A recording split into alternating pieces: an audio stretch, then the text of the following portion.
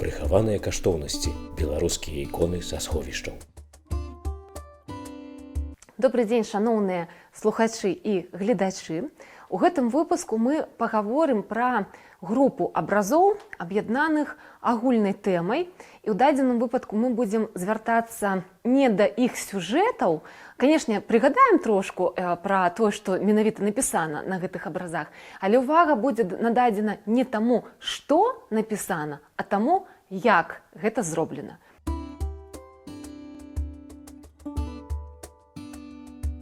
Мы знаходзімся ў фондах музея старажытнай беларускай культуры Цэнтра даследаванняў беларускай культуры, мовы і літаратуры Нацыянальнай акадэміі навук Беларусі.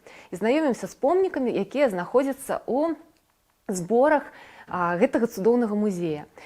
І ў гэтым выпуску мы пагаворым пра рэльефныя абразы. Унікальная з'ява, якая хутчэй за ўсё існавала у пэўным рэгіёне.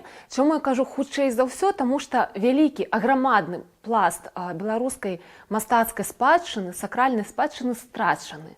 Вельмі шмат да нашага часу не дайшло тых абразоў, якія калісьці ствараліся. Шмат было знішчана ў савецкі перыяд, да і нават да савецкага перыяду, далёка не ўсё захавалася.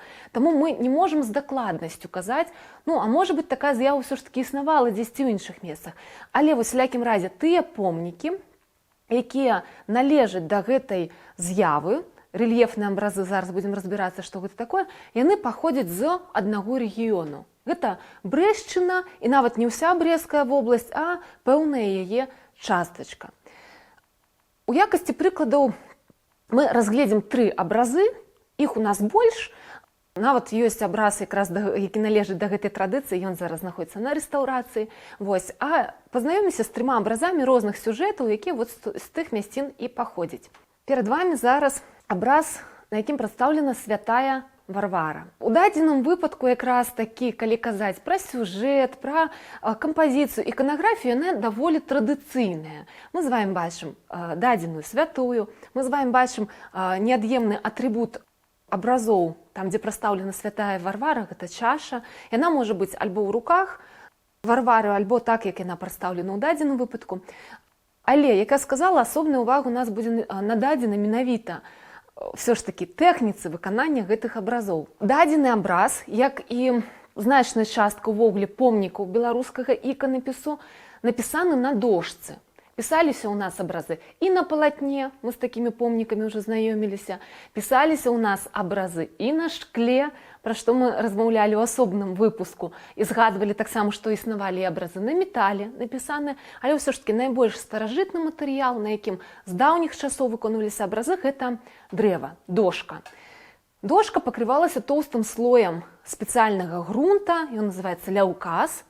І ўжо далей на гэты ляўказ, канешне, ён шліфаваўся, далей ўжо на гэты ляўказ наносіліся абрысы малюнка і далей ўжо, скажем, выконваўся непасрэдна жывапісны слой. Асаблівасцю беларускага іканапісу з'яўляецца аздоба фона рэльефным малюнкам. Вось якраз па гэтым ляўкасе выразаліся альбо ліпіліся пэўныя дэталі, звычайна гэта быў раслінны нейкі малюнак, арнамент, і далей ўжо гэта залацілася ці серабрылася. Такіх абразоў у нас вельмі шмат і ў нашым музеі, у Нацыянальным мастацкім музеі Рэспублікі Беларусь, ёсць яны і ў Нацыянальным гістарычным музеі, і ў некаторых храмах. Гэта характэрная рыса была ўжо на 17 стагоддзе сфарміравана, от 17-18 якраз гэта росквіт беларускай іканапіснай традыцыі. Але вось гэты абраз адрозніваецца тым, што тут мы з вамі бачым рэльеф такі не толькі на фоне, а рэльефам тут выкананы іншыя дэталі кампазіцыі. Гэта і сама чаша, і вопраткі святой Варвары. Чаму майстар зрабіў гэта так? Чаму ён зрабіў гэта такім спосабам? Справа ў тым, што ўжо да таго часу абраз гэты датуецца мяжой 18-19 стагоддзяў. Гэта нават хутчэй за ўсё самы пачатак 19 стагоддзя. Да таго часу ўжо, канешне, існавала практыка, яна была пашыранай, што на абразы ускладаліся шаты. Альбо іншае слова, больш знаёмае, можа быць камусьці аклад.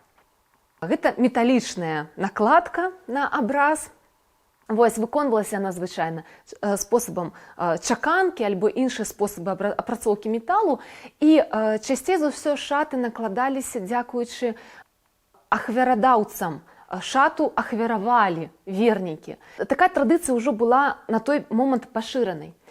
Але далёка не ўсюды былі заможныя прыхаджане.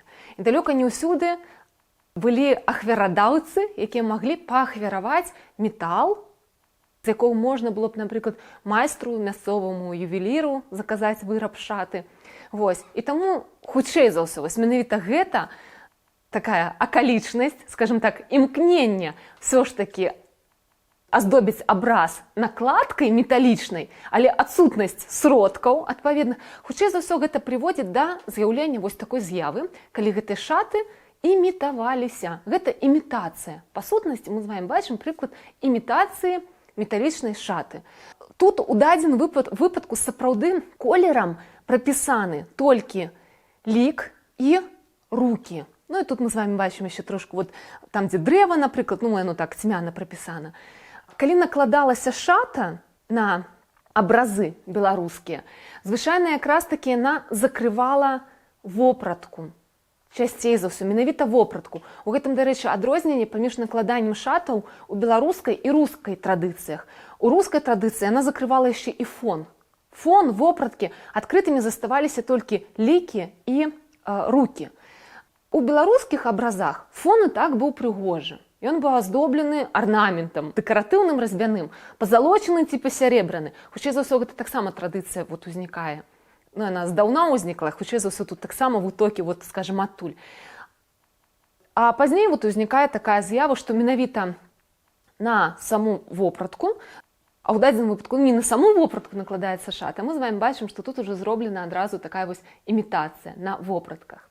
Дадзены абраз паходзіць з царквы святога Лукі, вёскі Дамачава, Брэсцкага раёна Брэсцкай вобласці. Гэты абраз, дарэчы, яшчэ цікавы тым, што тут ёсць надпіс з імем майстра. Гэта рэдкая ўвогуле з'ява, калі ёсць подпіс, так? І калі можна даведацца, хто непасрэдна пісаў гэты абраз. Часам бываюць такія дарчыя надпісы, дзе вядома ахвярадаўца, той, хто паахвяраваў. Бываюць там і даты. Але вот каб все ж таки было імя жывапісца, гэта значна больш рэдкая з'ява. Тут, канешне, можна квест проста праводзіць, знайдзі надпіс. На самай справе яго знайсці вельмі складана, і гэта трэба быць вельмі назіральным, каб яго ўбачыць, але вот ён ёсць. Ён у нас знаходзіцца вось тут вось. Амаль што незаўважны, але пры пільным разглядзе можна там прачытаць Ян Васілеўскі.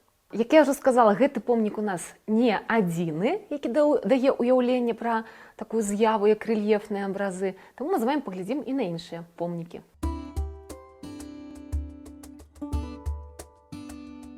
Яшчэ адзін цудоўны прыклад гэтай мастацкай з'явы, а размаўляем мы пра рэльефныя абразы, можна такім іх чынам ахарактарызаваць.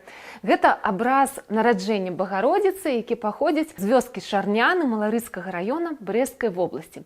Датуецца ён прыблізна тым жа перыядам, што і святая Варвара. Гэта канец 18-го, пачатак 19-го стагоддзяў. Тут таксама мы з вамі бачым абсалютна аналагічным спосабам выкананы і дэкор, і ўсе кампаненты кампазіцыі. Што датычыцца сюжэту нараджэння Багародзіцы, то ў дадзеным выпадку гэта традыцыйная кампазіцыя. Для гэтага сюжэту традыцыйная такая іканаграфічная схема. Кампазіцыя складаецца з двух частак. Гэта мы з вамі бачым якраз на ложку ляжыць маці Дзевы Марыі, гэта святая Ганна. Побач з ёй прысутнічае святы Іакім, і побач з адваротнага боку, з іншага боку ложка знаходзяцца служкі. Звычайна якраз гэты эпізод, ну вот гэта група персанажаў размяшчалася у верхняй, якраз у верхняй частцы кампазіцыі, магла быць альбо ў адзін бок пасунута, альбо ў іншы, у залежнасці ад самога абраза, ну тым не менш. Вось, такім чынам кампанавалася, а часцей за ўсё якраз па дыяганалі. Вот так кампазіцыя разгортваецца. Па дыяганалі ў ніжнім куце народжанае дзіцятка, Дзеву Марыю, якраз амываюць. Таксама вось тут мы з вамі гэта і назіраем. Тут, конечно, звяртае на сябе ўвагу таксама і манера выканання. Гэта твор наіўнага мастацтва. І ў адрозненне ад святой Варвары, якую не пасаромеўся падпісаць Ян Васілеўскі, тут мы з вами бачым усё ж такі, што майстар быў, скажем, з меншай, можа быць, падрыхтоўкай мастацкай, так? Таму што ўсё ж такі мы з вами бачым, наколькі больш схематычна прапісаны лікі, да і ввогуле дэталі кампазіцыі. Большая умоўнасць тут прысутнічае і меншае прапісванне, меншая адпаведнасць пэўным анатамічным правілам. Вось. Але мы з вами размаўляем тут якраз пра гэтыя абразы, як пра цікавую з'яву, датычную спосабу выканання. І тут мы з вами таксама бачым, што усе вопраткі ў персанажаў нашай кампазіцыі і іншыя дэталі, напрыклад, дэталі інтэр'еру, тут мы з вами бачым такі балдахін над ложкам, бачым з вами коўдру, гэта ўсё выканана рэльефна, і яно пакрыта альбо пазалотай, альбо пасерабрэннем і нагадвае сабой сапраўды металічныя шаты.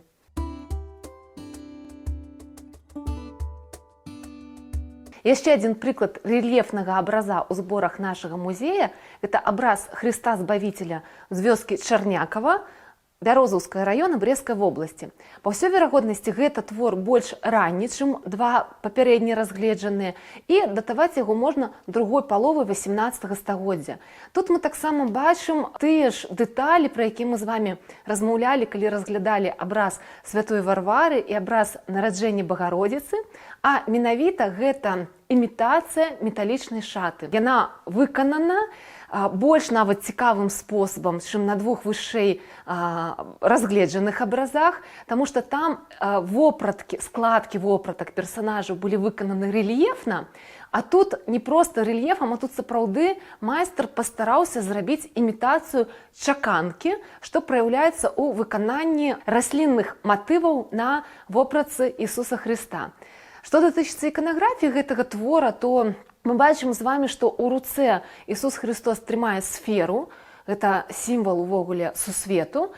Такія абразы былі больш рэдкімі за абразы Хрыста усядзержца, дзе ў руцэ ён трымаў кнігу Евангелія. Але разам з тым нельга назваць яго ўжо зусім унікальным. Такія прыклады таксама вядомыя, проста сустракаліся яны радзей.